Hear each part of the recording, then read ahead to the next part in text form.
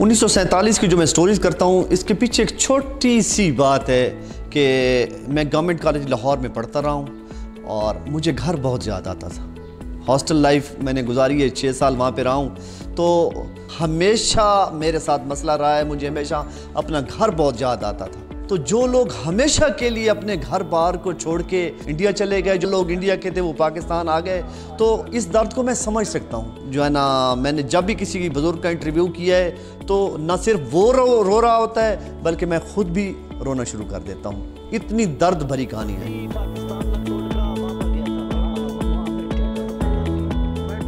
ये मेरा टॉपिक है, ये बड़ा ही मुश्किल काम है।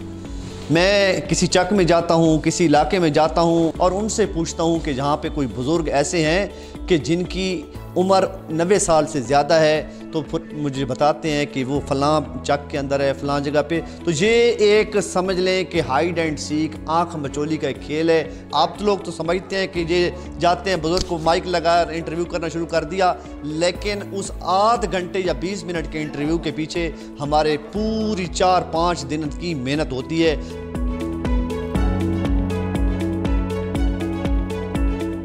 कि ये 1947 का आखिरी बैच है, आखिरी लॉट है और 2-3-4 सालों के बाद ये लोग चले जाएंगे। इनकी वो ट्रकों के पीछे लिखा होता है ना, तेरे जाने के बाद तेरी याद आई।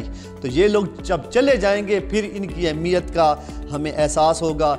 और ये हमारे पास तारीख़ के चलते फिरते ख़जाने हैं, तो इससे पहले कि ये चले जाएं इनको रिकॉर्ड करना ज़रूरी है। तो ये जो है ना, सालों के बाद जब भी पाकिस्तान की तारीख़ लिखी जाएगी तो इनको एज अ रेफरेंस इस्तेमाल किया जाएगा।